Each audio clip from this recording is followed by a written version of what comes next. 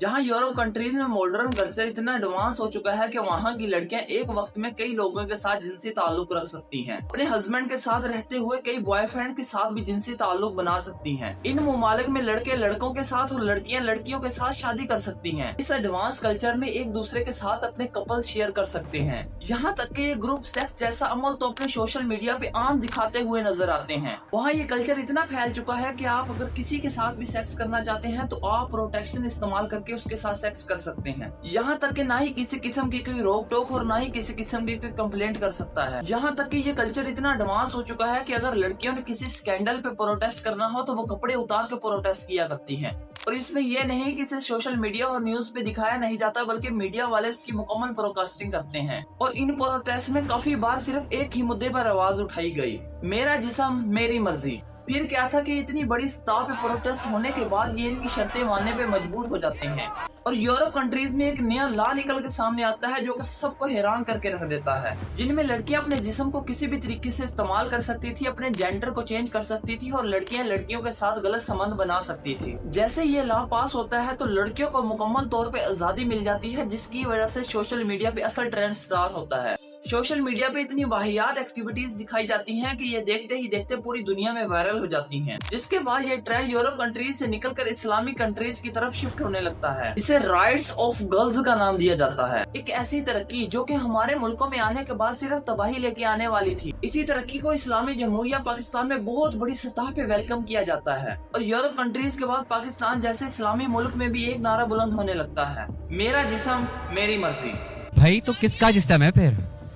It's very common sense कि मेरा जिस्म है, मैं नहीं चाहती मेरी जिस्म पे किसी की मर्जी चले, कोई मेरी जिस्म को हाथ लगाए, कोई मुझे जबरदस्ती करे, कोई मेरे कपड़े डिसाइड करे। नहीं, ये मेरा जिस्म है, ये मेरी मर्जी और ये कोई कंट्रोवर्शियल नहीं है।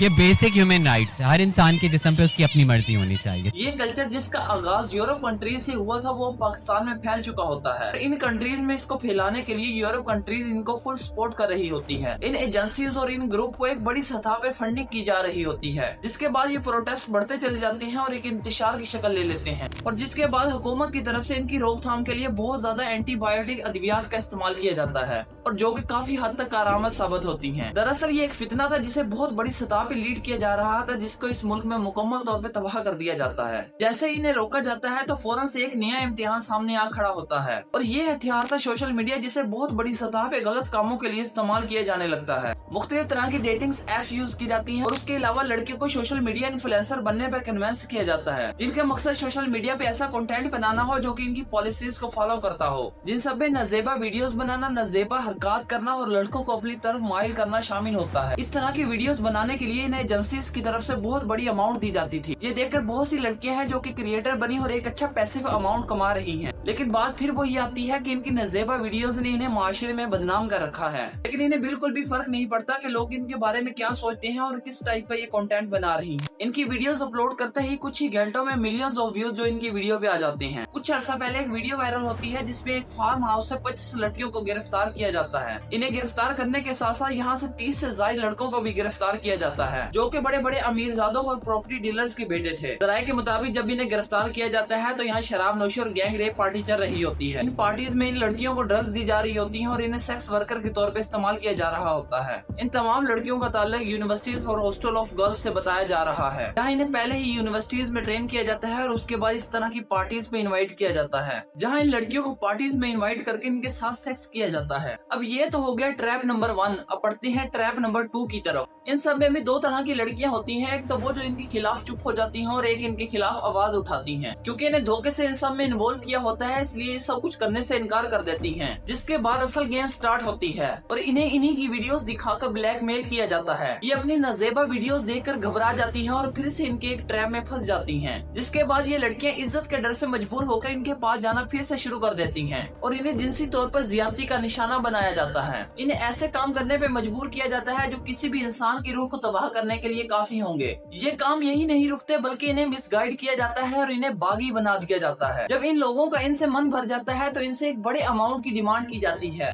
जो इन लड़कियों के लिए देना काफी मुश्किल होता है। जिसके बाद इन लड़कियों को ब्लैकमेल किया जाता है कि इनकी वीडियोस को लीक कर दिया जाएगा। जिसके बाद ये लड़कियां इज्जत बचाने के डर से कुछ पैसिव अमाउंट इन्हें देती हैं और इन वीडियोस को डिलीट कर देने की डिमांड रखती हैं। लेकिन ये सब इतना आसान नहीं होता। लेकिन उसके बाद इनके खिलाफ एक नया जाल बुना जाता है, एक ऐसा जाल जिसके बाद इनकी जिंदगी मुकम्मल तौर पे चेंज होने वाली होती है। जिसके बाद इन ज़ेबा वीडियोस के इन्हीं के रिलेटिव्स को पर्सनल नंबर पे सेंड कर दी जाती हैं। जिसके बाद ये लड़की और इसका पूरा खानदान तबाह होकर रह जाता है और बाज़ औक़ात तो काफी केसेस में लड़कियां सुसाइड कर लेती हैं। इसी तरह इस सारे जाल को बुना जाता है और इस तरह लड़कियों को फंसाया जाता है और इन मासूम परियों की जिंदगी को तबाह किया जाता है। इस तरह ये खेल खेला जा रहा है और पाकिस्तान की जेंजी को इस तरह तबाह किया जा रहा है। आप लोगों से गुजारिश है कि किसी भी ऐसी साजिश का हिस्सा न बने जो पाकिस्तान को ग्लोबली तौर पर नुकसान पहुंचाए। और लड़कियों को ये बात समझने की जरूरत है कि इस्लाम एक ऐसा मजहब है जो लड़कियों को मुकम्मल तौर पर प्रोटेक्ट करता है। ये वाहिद एक ऐसा मजहब है जहाँ लड़कियाँ अपने आप को मुकम्मल तौर पर महफूज समझती है। मैं ये मानता हूँ कि पाकिस्तान में कुछ ऐसे लोग हैं जो मुसलमान होने के बावजूद इस्लाम की साख्त को नुकसान पहुँचाते हैं।